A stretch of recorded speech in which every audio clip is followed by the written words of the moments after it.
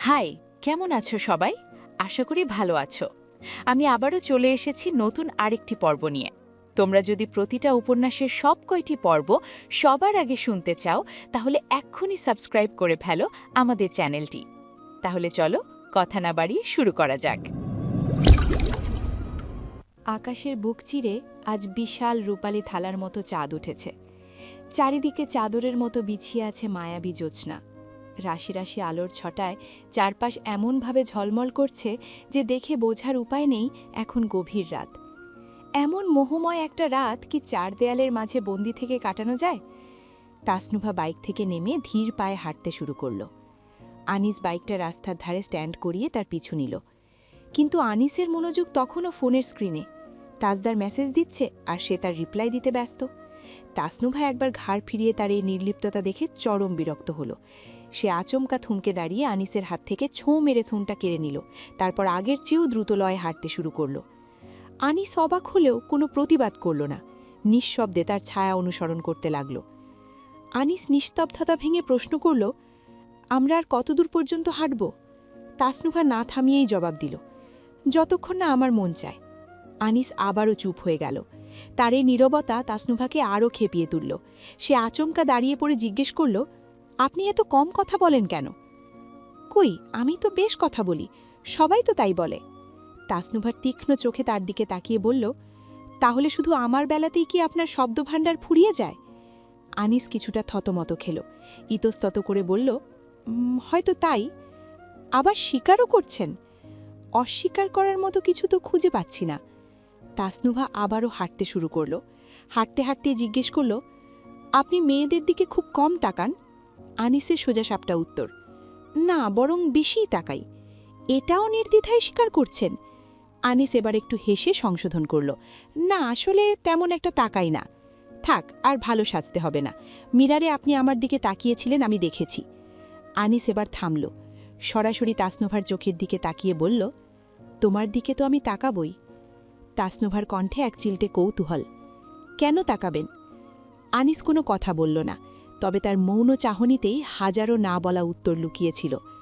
তাসনুভা কাঙ্ক্ষিত জবাবটা পেয়ে অদ্ভুত ভালো লাগায় আচ্ছন্ন হয়ে আবারও সামনের দিকে হাঁটতে শুরু করল। তার সেই মৌন সম্মতির পর তারা আবারও হাঁটতে লাগল। রাস্তার দুই পাশের গাছপালাগুলো চাঁদের আলোয় রূপালী অবয়ব ধারণ করেছে। ঝিঝি পোকার ডাক আর দূর থেকে ভেসে আসা বাতাসের শনশন শব্দ ছাড়া আর কোনো শব্দ নেই। তাসনুভা ফোনের স্ক্রিনটা অফ করে নিজের মুঠোয় পুড়ে নিল। কিছুক্ষণ আগের বিরক্তিটা এখন আর নেই। সে আর চোখে একবার আনিসকে দেখল। আপনি পেছনে হাঁটছেন কেন? আনিস বলল, তুমি আনে হাঁটতে চাইছ তাই। তাসনুভা তার হাত ধরে পাশে টেনে এনে বলল, আপনি জানেন, মাঝে মাঝে কোনো কথা না বলেও শুধু পাশাপাশি হাঁটাতেই পৃথিবীর সবথেকে সুন্দর গল্পগুলো বলা হয়ে যায়।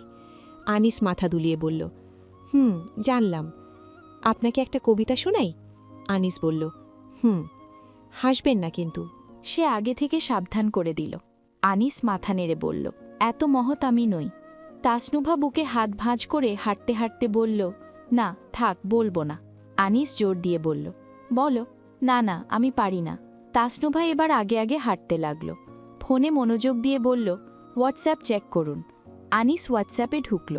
তাসনুভা একটা পংক্তি পাঠিয়েছে, শব্দরা আজ ছুটি নিয়েছে, মৌনতা পেয়েছে ঠাই, তোমার পাশে এই হেঁটে চলাতেই জীবনের সবটুকু সুখ পাই। এটা জোরে জোরে পড়ে শোনান আনিসুজ্জামান। আনিস মাথা তুলে বলল, কোথায় পাও এসব? এইসব তো বাচ্চাদের মতো কথাবার্তা। তাসনুভা পিছু হাঁটতে হাঁটতে হেসে বলল, বলুন, কবিদের মতো করে বলুন। আনিস বলল, আমি আবৃত্তি পারি না, তোমার ভালো লাগবে না। তাসনুভা আরও একটি পংক্তি পাঠালো, হাজার বছর চলব সাথে, ফুরবে না এই পথ, হৃদয় গভীরে জমা থাকুক দুজনের সকল শপথ, গন্তব্যহীন এই মিছিলে আমি শুধু তোমারই হই, পৃথিবী হারাক নিজের পথে, আমি তোমাতেই রই। আনিস পড়তে পড়তে হাঁটতে লাগল। মাথা তুলে বলল, এটা ঠিকঠাক। তাসনুভা হাসি মুখে বলল, আরও একটা দিয়েছি। আনিস হাঁটতে হাঁটতে সেটা উচ্চারণ করে পড়তে লাগল। পৃথিবী যদি থমকে দাঁড়ায় ভিড়ের কোলাহলে, আমলা না হয় হারিয়ে যাব নীরবতারই ঝলে। সে তাসনুভার দিকে তাকালো, ভ্রু তুলে বলল, এটা ভালো ছিল। আমার মতো? আনিস হেসে ফেলল। তাসনুভাও ধীরে ধীরে পা ফেলে হাঁটতে হাঁটতে বলল, আমার মতো দিকভ্রান্ত নাবিকের কম্পাস হওয়ার জন্য আপনাকে ধন্যবাদ মিস্টার আনিসুজ্জামান। আনিস মনোযোগ দিয়ে শুনল, তারপর কপল কুঁচকে বলল, কিন্তু পথ হারানো নাবিককে পথ দেখানোতে কোনো বাহাদুরি নেই। বাহাদুরি তো তখন, যখন নাবিকটি নাবিকের ওপর পূর্ণ ভরসা রাখে। আমার উপর এই বিশ্বাসটুকু রাখার জন্য তোমাকেও ধন্যবাদ তোমার। তাসনুভা আচমকা ছুটে এসে তার গলা জড়িয়ে ধরে বলল, এবার বাইক অবধি আমাকে কোলে করে নিয়ে যান, আমার পায়ে ব্যথা করছে। আনিস হকচকিয়ে গিয়ে বলল, তোমার এই পায়ে ব্যথার অজুহাতটা কিন্তু বড্ড সেকেলে জনুনারা। সরাসরি বললেই পারতে কোলে ওঠার ইচ্ছে হচ্ছে। তাসনুভা বলল, জি আনিসুজ্জামান সাহেব, আমার আপনার কোলে ওঠার ইচ্ছে হচ্ছে। আনিস তাকে শেষমেশ কোলে তুলেই নিল। তারপর মুখের দিকে তাকিয়ে বলল, বাইক অবধি তো নিয়ে যাব, কিন্তু পথে যদি ট্রাফিক পুলিশ ধরে জিজ্ঞেস করে এই বড়সড় বাচ্চাটাকে নিয়ে কোথায় যাচ্ছেন, তখন কিন্তু আমি নির্ঘাত বলবো উনি হাঁটতে ভুলে গেছেন, ওনার জন্য একটা ফিডার আর দোলনার ব্যবস্থা করুন। আপনি তো বড় অদ্ভুত মানুষ। দিকভ্রান্ত নাবিককে পথ দেখানোর সময় খুব বড় বড় কথা, আর কোলে তুলে একটুখানি পথ চলতেই পুলিশের ভয়। আনিস একটু থমকে দাঁড়ালো। তাসনুভার চোখের দিকে তাকিয়ে তার ঠোঁটের কোণে সেই পরিচিত বাঁকা হাসিটা ফুটে উঠল, যেটা তাসনুভাকে প্রতিবারই একটু থমকে দেয়। সে তাসনুভার ওজনটা আরেকটু ভালো করে সামলে নিয়ে জবাব দিল, সমস্যাটা সেখানে নয়, সমস্যাটা আমার হৃদপিণ্ডের। ওখানে যে ড্রাম বাজানোর মতো শব্দ করছে, কোনো ট্রাফিক পুলিশ যদি সেই শব্দ শুনে ফেলে, তাহলে নির্ঘাত আমাকে পাবলিক ডিস্টারবেন্সের দায়ে অ্যারেস্ট করবে। দেখে নিও। আপনার হৃদপিণ্ডের কি সমস্যা?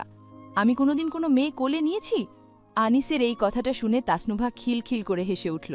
আনিসের গম্ভীর মুখটার দিকে তাকিয়ে তার মনে হলো, এই মানুষটা এমন কেন? সে হাসতে হাসতে আরও একটু নিবিড় হয়ে আনিসের গলা জড়িয়ে ধরল। তারপর আচমকা তার লাল হয়ে যাওয়া শক্ত গালটাতে আলতো করে একটা চুমু খেয়ে ফিসফিস করে বলল, ব্যাস, কোল থেকে এবার নামিয়ে দিন মিস্টার আনিসুজ্জামান, আমার আজকের মিশন কমপ্লিট। আনিস একটু থমকে দাঁড়ালো। পায়ের নিচের রাস্তাটা স্থবির হয়ে গেল। সে এক পলক তাকিয়ে গম্ভীর স্বরে পাল্টা প্রশ্ন করল, এত বড় চক্রান্ত? তাসনুভা মাটিতে পা রেখেই আনিসের দিকে তাকিয়ে বলল, চক্রান্ত নয় মিস্টার কম্পাস, একে বলে লাভ স্ট্র্যাটেজি। আপনাকে একটু অপ্রতিভ হতে দেখাটাও তো আমার এই জঘন্য জীবনের অনন্য একটা পাওনা।